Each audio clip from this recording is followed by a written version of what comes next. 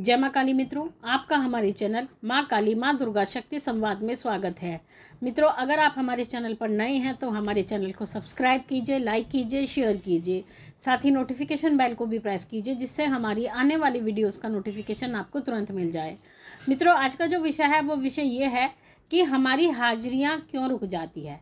आपने देखा होगा कुछ बच्चे ऐसे होते हैं कि जिनको लगातार हाजिरी आ रही होती है, यानी भगवती की सवारी आती है या किसी भी देवी देवता की सवारी आ रही होती है, लेकिन सवारी आते आते अपने आप ही रुक जाती है। तो इसका क्या कारण होता है, क्या मूल कारण होता है जिस कारण से हाजिरियाँ रुक जाती हैं, सवारियों का आना बंद हो जाता है। तो इसके पीछे कुछ ऐसे महत्वपूर्ण कारण होते हैं जिनका हमें ज्ञान नहीं होता, और कई बार ऐसा भी होता है कि कई बार हमें गुरु भी मार्ग नहीं दे पाते हैं।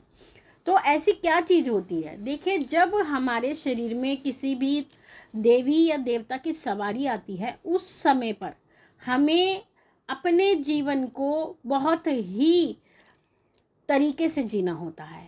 एक तरीका होता है, हमारे जीवन में कुछ नियम होते हैं जिनका हमें पालन करना होता है। और सवारी का आना एक सामान्य बात नहीं होती, और सवारी का आना एक सरल बात नहीं होती, क्योंकि जब किसी को सवारी आती है तो कुछ लोग इसकी गंभीरता को नहीं जान पाते हैं, और कुछ लोग तो ऐसे होते हैं जो इसी प्रश्न में रहते हैं कि हमें सवारी क्यों आई है, और दूसरे व्यक्ति ऐसे होते हैं वो इस प्रश्न में रहते हैं कि हमें सवारी किसकी आ रही है। तो इन प्रश्नों में डूबे रहने के कारण वो जान ही नहीं पाते हैं कि सवारी आते आते आते आते एक समय पर रुक जाती है, और उसका कारण होता है कि हमारे पास बिल्कुल सटीक ज्ञान नहीं होता। और जब सटीक ज्ञान नहीं होगा तो आप क्या ही करोगे। तो सवारी कई कारणों से रुकती है, उसमें हम सबसे पहला कारण जो जानते हैं वो ये होता है कि जब आपको सवारी आती है तो आपको सवारी के नियमों का ज्ञान नहीं होता। अर्थात आपको नहीं पता होता कि जब सवारी आती है तो हमें स्वच्छ पवित्र रहना होता है, अपने शरीर को मंदिर समझना होता है। जिस प्रकार से मंदिर में देवता विराजमान होते हैं तो मंदिर को पवित्र और शुद्ध रखा जाता है, उसी प्रकार से जब देवता आपके घट में, आपके शरीर में विराजमान होते हैं तो आपको भी अपने शरीर को शुद्ध और पवित्र रखना होता है। यहाँ पर शुद्ध और पवित्र से अर्थ होता है कि आप जो हैं अपने आहार को पवित्र रखें, शुद्ध रखें, अपने विहार को शुद्ध रखें, अर्थात आपका भोजन शुद्ध होना चाहिए, और जो आपका रहन सहन है अर्थात नहाना धोना, शुद्धता, पवित्रता, इसको आपको पूरी तरीके से शुद्ध रखना होता है। हर किसी के भोजन जो होता है आपको नहीं करना होता है। हर किसी के घर का भोजन अशुद्ध, जहाँ पर अशुद्ध तरीके से भोजन बनाया जाता है उस घर में भोजन नहीं करना होता है। जहाँ पर इस तरह के जो होटल्स होते हैं, रेस्टोरेंट होते हैं, वहाँ पर आपको जहाँ पर अशुद्धता होती है वहाँ पर आपको भोजन नहीं करना होता है। तो शुद्धता से ये तात्पर्य है। तो ये नियम आप नहीं जानते हो। दूसरा, आपको जो है जब आपको सवारी आ रही होती है तो सवारी के द्वारा कुछ नियम और कुछ कार्य बताए जाते हैं। जैसे कि जब भी सवारी जो आती है उसका उद्देश्य जो होता है, मूल उद्देश्य, वो आपको आध्यात्मिक जीवन में आगे बढ़ाने का होता है, लेकिन आप इसके मूल को नहीं जानते हैं, आप अपने भौतिक जीवन में उलझे रहते हैं। तो जब सवारी आती है आपको आध्यात्मिक जीवन में बढ़ाने के लिए तो वो आपको कुछ पूजा पाठ नियम मार्गदर्शन करती है। तो आप क्या करते हैं, जो सवारी के वचन होते हैं और जो नियम पूजा पाठ आपको बताया जाता है आप उसको पूरी तरह से अनदेखा कर देते हैं। तो उससे क्या होता है, तो सवारी कहीं ना कहीं आपके आचरण से क्रोधित हो जाती है, अर्थात जो शक्ति आपकी शरीर में होती है उनको आपका आचरण पसंद नहीं आता, तो उस कारण से भी हाजिरियाँ रुक जाती हैं। तीसरा कारण ये होता है कि आप जगह जगह चौकी दरबार में भटकते हैं। तो जब आप जगह जगह चौकी दरबारों में भटकते हैं तो वहाँ पर कुछ ऐसे भक्त होते हैं जो कई बार आपकी सवारियों को दबा देते हैं, और जब सवारी दबा दी जाती है तो उससे क्या होता है, आपकी सवारी रुक जाती है। बहुत लोगों का, क्योंकि हमारा कार्य यही है, तो उनके अनुभव से भी हम जानते हैं कि उनकी सवारियाँ दरबारों में जाने से रोक दी जाती हैं, तो उस कारण से भी सवारी आपकी आना बंद कर देती है। फिर एक कारण ये भी होता है कि कुछ लोग ऐसे होते हैं जो आपसे चिढ़ते हैं, जलते हैं,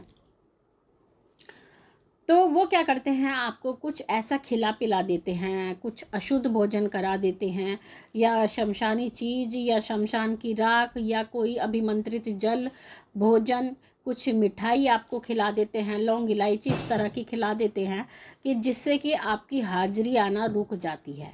तो जब आपके साथ में इस तरह की खिलाई पिलाई हो जाती है तो तब भी आपकी जो हाजिरियाँ होती हैं वो रुक जाती हैं। तो ये भी एक मुख्य कारण होता है हाजिरी रुकने का। कई बार ऐसा होता है कि जब हाजिरी को आते आते काफ़ी समय हो जाता है तो उस समय पर जो शक्ति होती है वो गुरु की मांग करती है कि अब समय आ गया है कि आपको गुरु के चरणों से जुड़ जाना चाहिए। तो उस समय पर क्या होता है कि आप जब आपको सवारी संकेत भी देती है या वचन भी करती है या आपके मन में भाव भी डालती है कि आपको गुरु धारण कर लेना चाहिए, लेकिन आप इस बात को अनदेखा करते रहते हैं, तो उस कारण से भी बहुत बार आपकी हाजिरियां रुक जाती हैं जब आप उनके आदेश का पालन नहीं करते, गुरु चरणों को नहीं पकड़ते हैं। क्योंकि जब भी किसी व्यक्ति को हाजिरी आती है तो उस समय पर उसको गुरु धारण करना चाहिए, क्योंकि सवारी के जो नियम होते हैं वो हर कोई नहीं जानता है।